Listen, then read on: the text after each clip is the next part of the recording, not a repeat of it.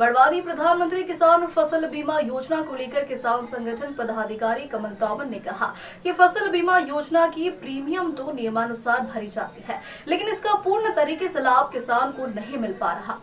जबकि किसी किसान की फसल खराब होती है तो सर्वे में उसके नुकसान का आंकलन कम होता है, किसानों को उसका उचित मुआवजा नहीं मिलता है।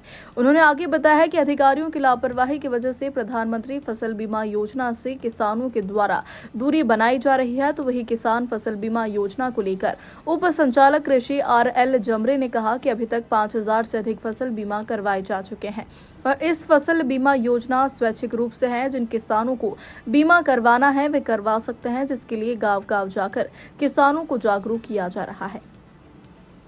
इंदौर संभाग से अमजद मंसूरी की खास रिपोर्ट। भाई साहब, किसान संघ का सदस्य होने के नाते अभी जो किसानों के जो फसल बीमे किए जा रहे हैं उनमें किसानों का रूप बहुत कम लग रहा है, क्या कारण आ रहा है?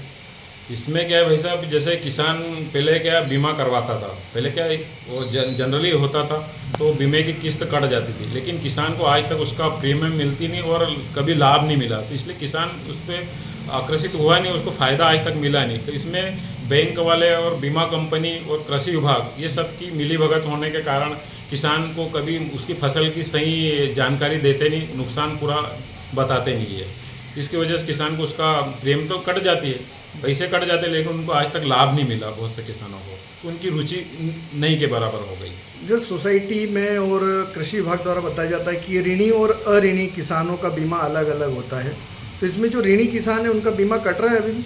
ये अभी पहले जरूरी था, कट जाता, लेकिन अभी स्वैच्छिक कर दिया। किसान को अगर अपनी इच्छा हो तो करवाता है और अगर नहीं इच्छुक रहता तो नहीं करवाता वो। मतलब जो प्रधानमंत्री की योजना है कि किसानों को लाभ मिले नुकसानी होने पर, तो उस पर अधिकारियों का कहीं ना कहीं लापरवाही की वजह से वो फायदा नहीं मिल पा रहा। कृषि विभाग की इसमें लापरवाही, कृषि विभाग कभी इसका प्रचार प्रसार करता ही नहीं। होता नहीं कि यार किसान को इसका फायदा हो, तो उनका जो मूल्यांकन होता है, जो किसान की नुकसानी होती है उसको कम से कम दर्शाते हैं राजस्व विभाग और कृषि विभाग मिलकर। और कभी कुछ किसानों को जानकारी नहीं रहती, उनकी किस्त बीमा करवाते भी थे, उनकी प्रीमियम वहाँ पर जमा नहीं होती, तो उनको उसका लाभ नहीं मिलता। सर, इस वर्ष फसल बीमा का जो योजना चल रही, कुल कितने किसानों ने सर इसका जो है पंजीयन कराया और कुल कितने किसान अभी शेष रहे और इसके अंतिम तिथि क्या है सर?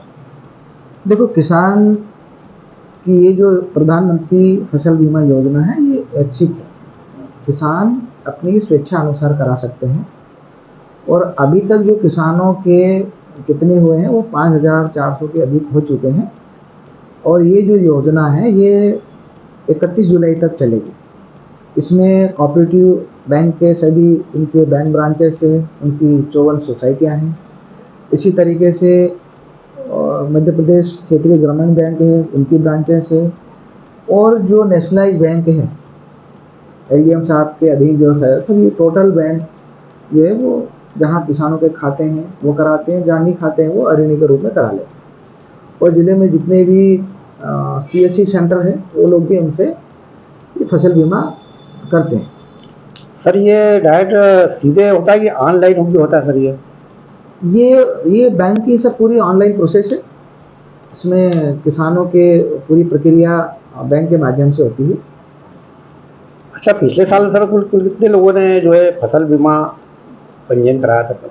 पिछले साल खरीद में 22,800 के समथिंग थे और इस साल अभी चल रहा है। क्योंकि स्वैच्छिक है इसलिए किसान अपनी स्वेच्छा से, अपन लोग विभाग के द्वारा क्षेत्र में बैंकर से के साथ में समन्वय करके प्रचार प्रसार चल रहा है।